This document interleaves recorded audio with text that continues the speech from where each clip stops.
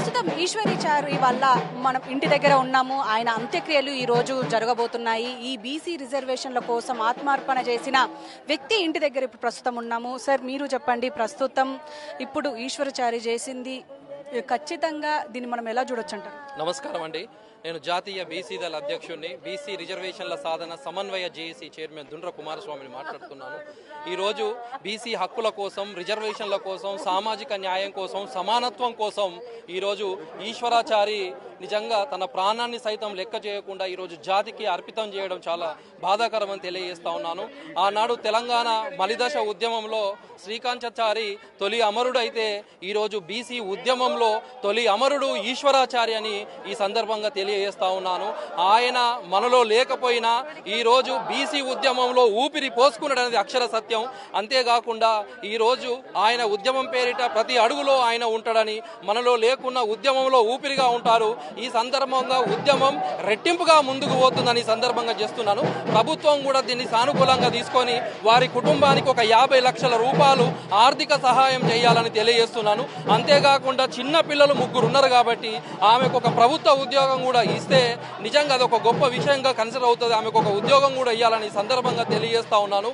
ఇది ఇంతటితోనే కాదు, ఇది ఉద్యమం ఉధృతమయ్యి రానున్న రోజులలో ఒక పెను సంచలనంగా మారుతుందని, ఏదైతే బీసీలకు ఆర్థిక, సామాజిక, రాజకీయంగా రిజర్వేషన్లు కావాలో, 42% రిజర్వేషన్లు కావాలో అవి చేయకపోవడం వలని ఘోర ఘటన జరగడం చాలా బాధాకరమని తెలియజేస్తున్నాను. వెంటనే పార్లమెంట్లో కూడా బీసీ బిల్లు పెట్టాలి. ముఖ్యంగా వాళ్ళ కుటుంబాన్ని మాత్రం అన్ని విధాలుగా ఆదుకోవాలని ప్రభుత్వానికి నా విజ్ఞప్తి తెలియజేస్తున్నాను. అయితే ఇప్పుడు మనతో పాటు తెలంగాణ శ్యామ్ కూడా ఉన్నారు.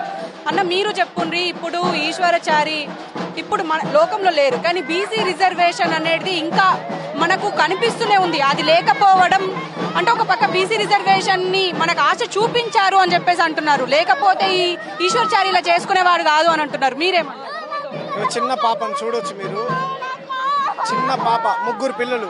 బాబా ఎల్లకాలం పెంచాలా, పెద్ద చేయాలా, చదివేయాలా, వాళ్ళ పెళ్లిళ్ళు చేయాలి, ఎట్లా బతకాలి ఆమె కదా. ఈరోజు ఏదో మాలాంటి చాలా మంది ప్రయాసంగాలు వస్తున్నాయి, మాట్లాడుతున్నారు, రకరకాల మాట. సరే, మేము వాళ్ళకి అండగా నిలబడతాం, కానీ భరోసాని ఇవ్వాల్సిందంటే ఎవరు? ప్రభుత్వమే కదా. ఒక పక్కనేమో నరేంద్ర మోడీ ఏదో దేశ ప్రధానితో, పుతిన్తో చక్కర్లు కొడతాడు. ఇక్కడ ఉన్నటువంటి ముఖ్యమంత్రి ఏమో మొన్న బీసీలను అవమానించినటువంటి కోమటిరెడ్డి వెంకటరెడ్డితో పర్యటనలన్నీ చేసుకుంటూ రాష్ట్రం అంతా తిరుగుతాడు సర్పంచ్ ఎలక్షన్ల కోసము. మరి వాళ్ళకి భరోసాను ఎవరు ఇవ్వాలి? కాబట్టి మేమేం చెప్తున్నామంటే, ఆ తల్లికి ఇల్లు లేదు, ఊర్లో ఇల్లు లేదు, ఇక్కడ ఇల్లు లేదు. వాళ్ళిద్దరు ప్రేమించి పెళ్లి చేసుకున్నారు. వాళ్ళకు ప్రేమకు చిహ్నంగా 3 పిల్లలు పుట్టారు. ఆ అక్క ముదిరాజ్ సామాజిక వర్గం, ఆ అన్న చారి అంటే విశ్వకర్మలు, విశ్వాన్ని నిర్మించినటువంటి పోతులూరి వీరబ్రహ్మం గారు వారసులు వాళ్ళు. కాబట్టి అటువంటి వాళ్ళకు ఇల్లు లేదు.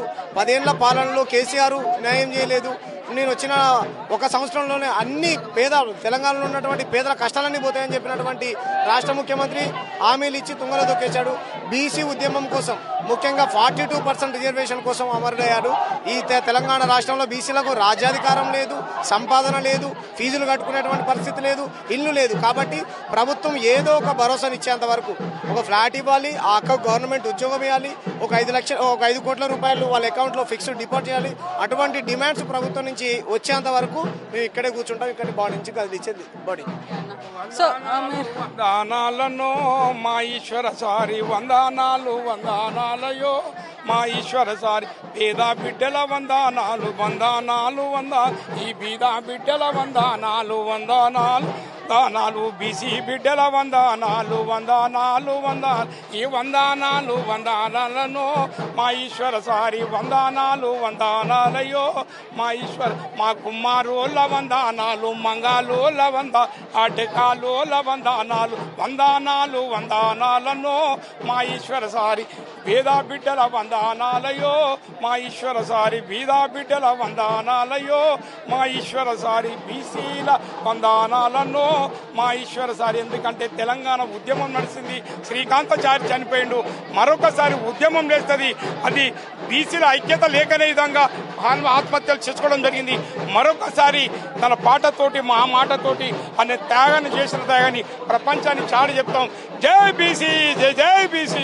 ఇటు పెద్ద ఎత్తున ఇటు బీసీ సంఘాలు, ఇటు ప్రతిపక్షాలు వచ్చి ఇప్పుడు ఇక్కడ పెద్ద ఎత్తున నిరసనలు చేయడానికి రెడీ అవుతున్నారనే చెప్పుకోవాలి. ఈశ్వరచారి చేసింది తప్పే, అంటే ప్రాణం తీసుకోవడం తప్పే అయినప్పటికీ కానీ ఇక్కడ ప్రాణాలు అర్పించారు బీసీ రిజర్వేషన్ కోసం.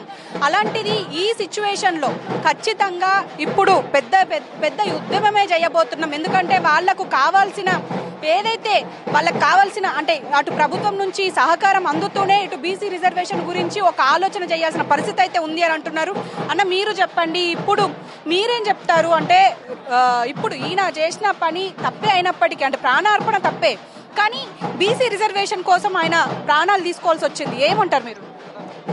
ఇవాళ ఈ రాష్ట్రంలో ఏదైతే 70-80 ఏళ్ల నుండి ఇక్కడ మా బీసీ వర్గాలను పరిపాలిస్తున్నటువంటి అగ్రవర్ణాల కుట్రల్లో అందరికి తట్టుకునే ధైర్యం లేదు. కొంతమంది సున్నిత మనస్కులు ఉంటారు.